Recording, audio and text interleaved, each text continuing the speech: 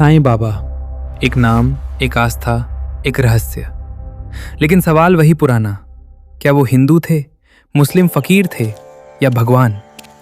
इस सवाल का जवाब सीधा नहीं है और शायद होना भी नहीं चाहिए, क्योंकि साईं बाबा की पूरी कहानी ही इस बात को तोड़ती है कि हम हर चीज को एक पहचान, एक लेबल, एक धर्म के दायरे में क्यों बांधना चाहते हैं। अगर हम इतिहास के रिकॉर्ड देखें तो साईं बाबा का जन्म कब और कहां हुआ, इस पर आज भी कोई पक्की जानकारी नहीं है। कुछ लोग मानते हैं कि वो हिंदू ब्राह्मण परिवार में पैदा हुए थे, तो कुछ कहते हैं कि वो मुस्लिम थे।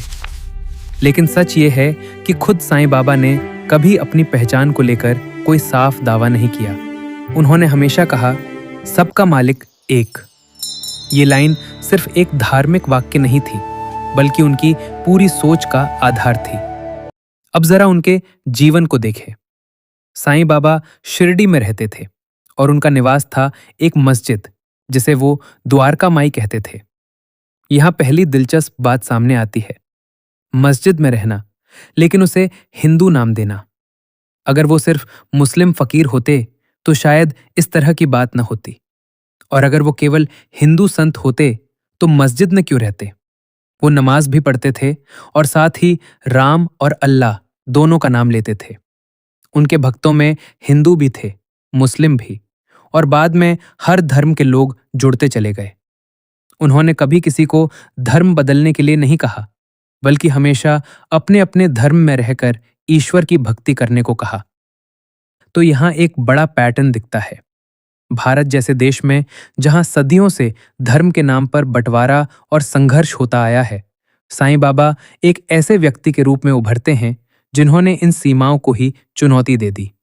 उन्होंने लोगों को ये सिखाया कि असली मुद्दा धर्म नहीं, इंसानियत है। लेकिन फिर सवाल उठता है, लोग उन्हें भगवान क्यों मानते हैं? इसके पीछे मनोविज्ञान भी है और आस्था भी। जब कोई व्यक्ति अपने जीवन में चमत्कार जैसी घटनाएं अनुभव करता है, जैसे बीमारी ठीक होना, मुश्किल से निकलना, तो वो उस व्यक्ति को, जिसके नाम से ये हुआ, भगवान का रूप मानने लगता है। साईं बाबा के साथ भी ऐसा ही हुआ। उनके जीवन काल में ही लोग उन्हें चमत्कारी मानने लगे थे।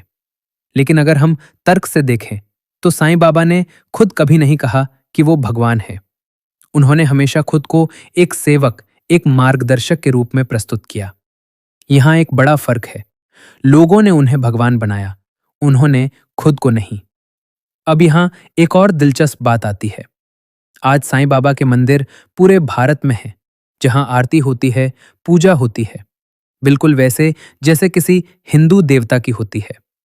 दूसरी तरफ मुस्लिम समुदाय के एक हिस्से में उन्हें एक फकीर के रूप में देखा जाता है, लेकिन उन्हें पूजा करने की परंपरा इस्लाम में नहीं है। तो क्या ये विरोधाभास है, या फिर ये भारत की संस्कृति की एक खासियत है?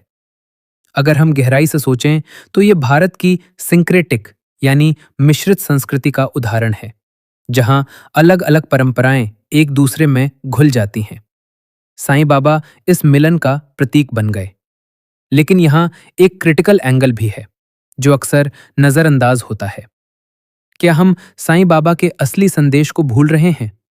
उनका संदेश था सादगी, सेवा और समानता। लेकिन आज कई जगहों पर उनके नाम पर बड़े बड़े मंदिर, भारी दान और एक तरह का धार्मिक बिजनेस भी देखने को मिलता है।